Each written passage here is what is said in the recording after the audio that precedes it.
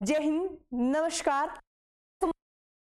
के इस online platform पर आप सभी का स्वागत करती हूं। और जैसा कि आपको पता है कि आपके पटवार की टेस्ट सीरीज चल रही है और उसी टेस्ट सीरीज में हमारा जो नेक्स्ट टेस्ट है, टेस्ट नंबर 9, उसमें हिंदी के क्वेश्चनों की व्याख्या लेकर के हम लोग आए हैं। तो चलिए देखते हैं नेक्स्ट क्वेश्चन। खेती रमण में समास कौन सा है? यानी अव्ययी भाव समास, तत्पुरुष समास, कर्मधारय समास, बहुव्रीहि समास। अब आपको यहां पर यह देखना है कि खेती रमण का अर्थ क्या है। खेती में रमण करने वाला, लेकिन अव्ययी भाव समास में क्या होता है कि प्रथम पद या तो क्या होगा, उपसर्ग होगा, या फिर प्रथम पद क्या होगा, अव्यय होगा। यही होता है। इसमें ये कंडीशन दोनों ही नहीं लग रही है, मतलब ये ऑप्शन कट होता है। तत्पुरुष समास में ये होता है कि उत्तर पद प्रधान होता है और बीच में जो है कारक चिन्हों का लोप होता है। कर्मधारय में पहला पद दूसरे पद की विशेषता, जो कि इसमें कुछ भी विशेषता नहीं बता रहे हैं, तो ये तो ऑप्शन में ही नहीं है। यहाँ पे खेती में रमण करने वाला में, जो कि कारक चिन्ह है अधिकरण में, पे, पर, लेकिन यहां पर इसका तीसरा अर्थ बलदेव के रूप में भी निकल रहा है। ठीक है, जो कि कृष्ण के भाई थे बलराम, उनके रूप में निकल रहा है। तो यहाँ पर बहुव्रीहि समास होगा, क्योंकि बलराम के पर्याय के रूप में आता है खेती में रमण करने वाला, जिन्हें हम लोग हलधर भी बोलते हैं, यानी हल को धारण करने वाले। इनमें से किस शब्द में उपसर्ग नहीं है? बहादुर, बदमाश, बेवकूफ, लावारिश। यानी किसमें नहीं है? देखो, यहां पे आ रहा है बद उपसर्ग, यहां पे आ रहा है बेवकूफ में क्या आएगा, बे उपसर्ग आएगा या बेव आएगा, बताओ। लावारिश में ला उपसर्ग आएगा, बताओ। देखो, यहां पर बे का मतलब होता है रहित। ठीक है, यहां पे बहादुर शब्द आपको दिख रहा है, तो आप इसमें क्या करोगे, या तो बे करोगे या बे करोगे, जो कि दोनों ही उपसर्ग नहीं होते। आपकी जानकारी के लिए बता दूं, ये तीनों के तीनों उपसर्ग हैं, ये विदेशी हैं। कैसे विदेशी? जब हम उपसर्ग पढ़ते हैं तो उसमें ये देखते हैं कि संस्कृत के उपसर्ग, हिंदी के उपसर्ग और विदेशी उपसर्ग, जिसमें ये क्या है, विदेशी उपसर्ग है। यहां पर जो उपसर्ग नहीं शब्द में, तो किस में नहीं है? बहादुर में नहीं होगा। नेक्स्ट, किस शब्द में ये प्रत्यय है? गंतव्य, वेदव्य, ज्ञातव्य और द्रष्टव्य। अब ये आपको पता होना चाहिए कि किसमें है और किसमें नहीं है। यहाँ पे गम धातु है और तव्य प्रत्यय है। ज्ञातव्य में ज्ञा धातु है और तव्य प्रत्यय है। द्रष्टव्य में भी दृश्य धातु है। तो यहां पर ये प्रत्यय किसमें लगा है, तो आपको बता देती हूं, क्योंकि ये प्रत्यय की खासियत है कि आगे के वर्ण को दीर्घ करेगा। तो आप देखो, इस ऑप्शन को तो आप इस आधार पर भी कट कर सकते हो कि आगे के वर्ण को दीर्घ नहीं कर रहा है। इस ऑप्शन को भी आप इस आधार पर कट कर सकते हो कि आगे के वर्ण को दीर्घ नहीं कर रहा है। अब आप कंफ्यूज हो सकते हो कि मैम ज्ञातव्य में कर रहा है, लेकिन नहीं, इसमें आप इस आधार पर कर सकते हो कि ज्ञात तो खुद एक धातु है, जिसका मतलब होता है जानना। अब यहां पर एक ही शब्द बचा है वेदव्य, यानी इसमें विधव शब्द है और ये प्रत्यय लगा है। क्लियर? नेक्स्ट, अति का विपरीतार्थक शब्द है। अति का अर्थ होता है ज्यादा, और आपकी जानकारी के लिए बता दूं कि अति एक संस्कृत का उपसर्ग भी है। क्या है? संस्कृत का उपसर्ग भी है। अल्प होगा, न्यून होगा, कय होगा और नगण्य होगा। देखो, ये पिछली बार एक एग्जाम में क्वेश्चन यहां से आया भी था, वो था अत्यधिक का। अब यहां पर अत्यधिक में भी अति उपसर्ग लगा है। ठीक है, अब अति के अकॉर्डिंग आप अत्यधिक का वहां पर दे रखा था न्यूनतम, तो भैया न्यूनतम अधिकतम का होता है। विलोम का एक नियम है, जो शब्द व्याकरणिक दृष्टि से जिस कोटि का होगा, विलोम हमेशा उसी कोटि में रखा जाएगा। यानी हम अर्थ के आधार पर कभी भी विलोम नहीं कर सकते।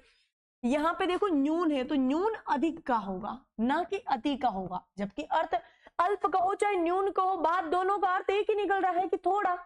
लेकिन विलोम करते समय ये ध्यान रखना कि अति का विलोम अल्प होगा, ना कि न्यून होगा। और ये दो ऑप्शन तो वैसे भी कट हो रहे हैं। आकाश का पर्यायवाची नहीं है, व्योम है, शून्य है, दिव है, विभु है। आकाश का पर्यायवाची नहीं है, व्योम, शून्य, दिव और विभु। क्या नहीं होगा? यानी व्योम भी होता है, अंतरिक्ष भी होता है, गगन भी होता है, नभ भी होता है, शून्य भी है, दिव भी है, व्योम भी होता है। यहाँ पर आपको विभु दिखाई दे रहा होगा, जो कि चंद्रमा का पर्यायवाची होता है, जिसे हम शशि भी बोल सकते हैं और शशधर भी बोल सकते हैं। याद रखना, शशि शब्द चंद्रमा का पर्यायवाची होता है, लेकिन इसी के समान एक शब्द आता है शशिधर, यानी चंद्रमा को धारण करने वाले, और जो कि शिव का पर्यायवाची होता है। नेक्स्ट, शुद्ध वर्तनी वाला शब्द है पूर्वाहन, पूर्वान, पूर्वाहन और पूर्वाहन। क्या होगा? देखो, शुद्ध वर्तनी वाला शब्द पूछा है आपको, और ये जब शब्द शुद्धि हम पढ़ते हैं तब एक अशुद्धि आती है, वर्ण क्रम में भंग संबंधी अशुद्धि। कौन सी अशुद्धि आती है? वर्ण क्रम में भंग संबंधी। इनमें ये सारे शब्द आते हैं, जैसे कि एक शब्द आता है, हम और आप खूब बोलते हैं, ब्रह्मा। क्या शुद्ध है या अशुद्ध है? जैसे एक शब्द आता है जो कि हम बोलते भी है, चिन्ह, रेगुलर रूटीन में प्रयोग करते हैं।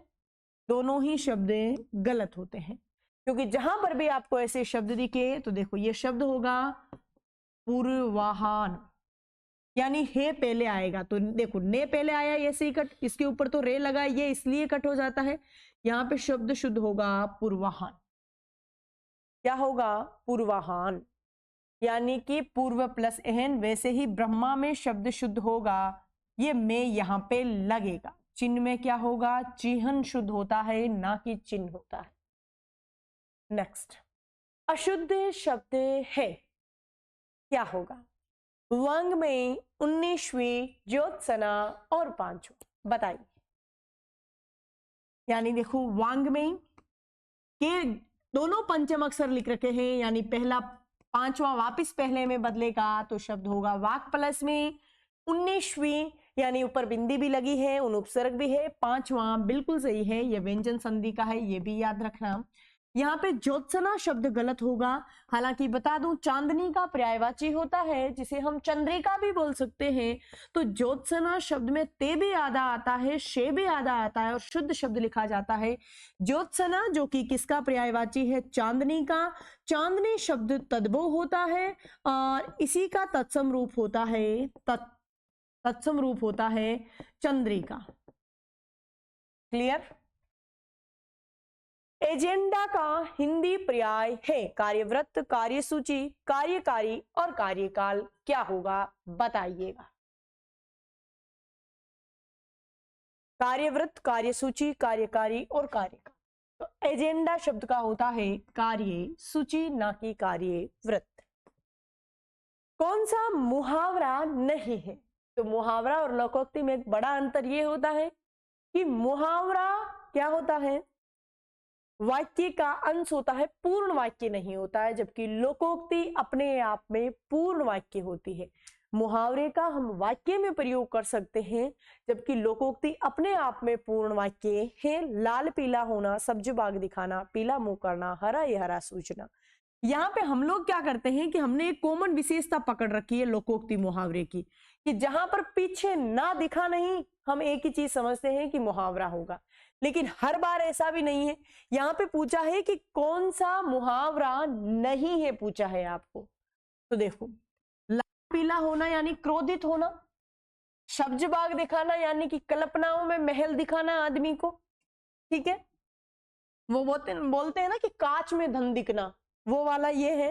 हरा ही हरा सूझना यानी सब एक जैसा ही दिखना।